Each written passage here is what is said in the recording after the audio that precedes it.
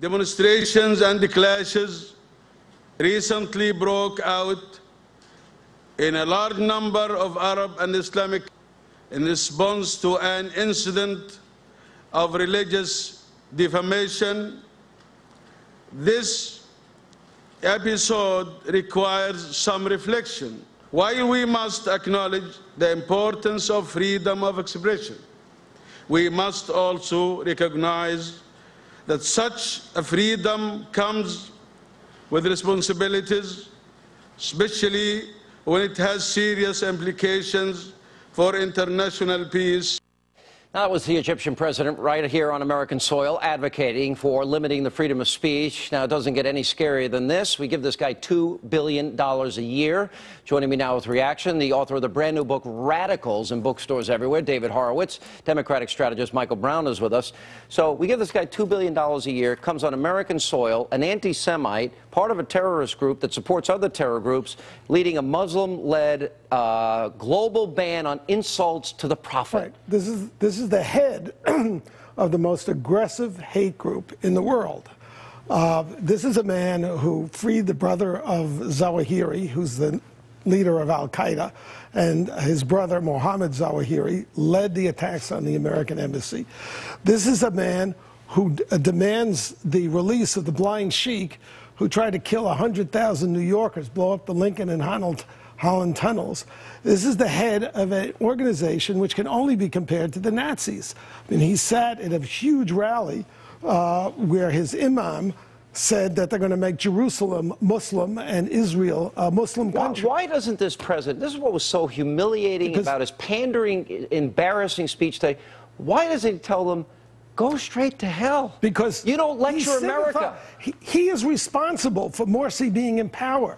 It was Obama who pulled the rug from under Mubarak, an American ally, and told us that the Muslim Brotherhood is a secular, pacifist, moderate organization that's going to, be political. But he's pandering. They came in, they abrogated the Constitution, and Obama helped them to remove the military from power. Yeah. So this fascist organization, the Muslim Brotherhood, could rule Egypt. Michael, help me out here. The president, all day long, we hate the movie, we hate the movie, we hate the movie, we hate the... I'm sick of hearing about the movie. How about he tells them, you take $2 billion of our dollars, don't come on American soil and lecture us on our sacred belief in freedom of religion and freedom of speech. If you don't like it, sorry, but we do believe in freedom of speech. Why didn't he lecture them about basic freedoms that we believe we're endowed by our Creator with? Well, first of all, any kind of language of hate, and Sean, you and I have had this conversation on many occasions, is not right, unacceptable, shouldn't happen, and it's not So what's he going to do about it? Well, what's the president doing about it? I think that's one of the things. Keep in mind, Sean, President Obama is also trying to fix what President Bush broke several years ago. Related. I know you get tired of it because I know you don't want to hear it because it's the truth. It's the facts. He's still trying to fix issues related to what happened many years ago. Well, he destroyed a lot of our relationships around the world, and President Obama's trying to fix them. Yeah, the relationships are worse than ever, thanks to his appeasement and his show of weakness. He attacked a filmmaker at the UN while the chief haters, that Nazi Ahmadinejad, is sitting in the audience. Why isn't he defending the United States? Why isn't he defending the Jews who are threatened with extinction by Morsi, the Egyptian Muslim Brotherhood, and Ahmadinejad? Why the Muslim group dominates the UN. There are 57 of them. They want to criminalize criticism of Islam, radical Islam. Why isn't the president saying Why doesn't he say, stop reacting to cartoons and movie trailers and show that you are the... You see, the difference is we always say there's radical Islamists and Muslims. Why doesn't he say to the radical Islamists, stop with your violence or you will pay a price? Why didn't he say that? He hasn't said that?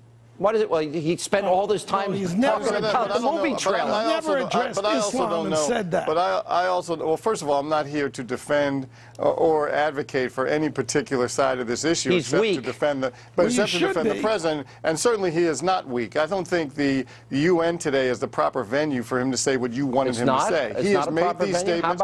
He has made these statements, and he's also talked saying what he felt about Israel. The protection of Israel. He has talked about that enormously and immensely. You just don't want to give him credit for it. He's not weak, and he's still fixing the problems of President Bush. If you don't confront evil and hate, what are you doing?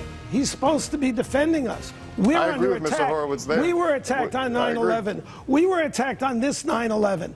Why isn't he defending us? But Mr. Horowitz, not every single Muslim was part of the attacks in the United States. That's not fair. In charge of Egypt. But the protection, I agree with you on the protection of Israel. I'm with you.